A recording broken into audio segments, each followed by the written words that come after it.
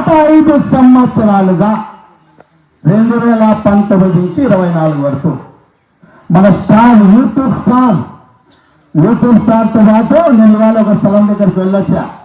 దాదాపు 13 ఎకరాల స్థలం ఆయన అనుచరులు కబ్జా చేశారు.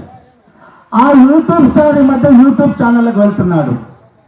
గత 5 సంవత్సరాలుగా వీధులలో తిరుగుతూ ఎక్కడ ఖాళీ స్థలం ఉంది, ఎక్కడ అందమైన భవన నిర్మాణం జరిగింది, ఎక్కడ ఒక సెంటు స్థలం ఉంటే కబ్జా చేస్తామా అని ఆ కేటురెడ్డి అనుచరణ చేసేటువంటి ప్రయత్నం ఇప్పుడిప్పుడే బయటకు వస్తూ ఉన్నాయి.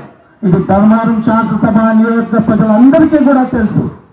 ధర్మవరం శాసనసభ నియోజక ప్రజలు ఎందుకు ఓడించారంటే ఆయన చేసేటువంటి భూ కబ్జాల వలనే ఓడించినాడనేటువంటి విషయం స్పష్టం.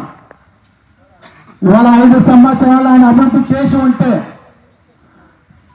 భక్తలపల్లి మండలంలో పత్యాపురం అనేటువంటి ఒక గ్రామాన్ని గత 20-30 సంవత్సరాలుగా కాదు 60-70 సంవత్సరాలుగా ఆ పత్యాపురం గ్రామానికి రహదారే లేదే. మరి సత్యకుమార్ యాదవ్ గారు శాసనసభ్యుడిగా ఎన్నికైన 7 నెలల కాలంలో రేపు 13వ తేదీన సత్యకుమార్ యాదవ్ గారి అమూల్యమైన హస్తాలతో ఆ పత్యాపురానికి రోడ్డు నిర్మాణం జరుగుతున్నది ఈ సందర్భంగా తెలియజేస్తున్నా.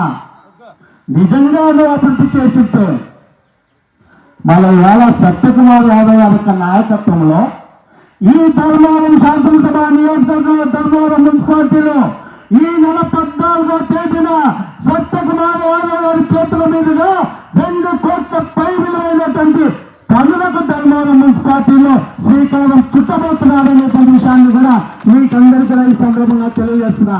మళ్ళీ 5 ఏళ్ళు ఏం పీకి కట్టలు కట్టావయ్యా నువ్వు చేసిన అభివృద్ధి ఏందో ధర్మవరం శాసనసభ నియోజకవర్గంలో నువ్వు ఎక్కడికి వచ్చినా కోటరంగస్వామి టెంపుల్ దగ్గరికి వచ్చినా, చెన్నకేశ్వర స్వామి టెంపుల్ దగ్గరికి వచ్చినా, కళాజ్యోతి సర్కిల్కి వచ్చినా, ఎన్టీఆర్ సర్కిల్కి వచ్చినా ఛాలెంజ్ చేస్తున్నా, సవాల్ విసురుతున్నా. నీకు దమ్ము ధైర్యం ఉంటుందా?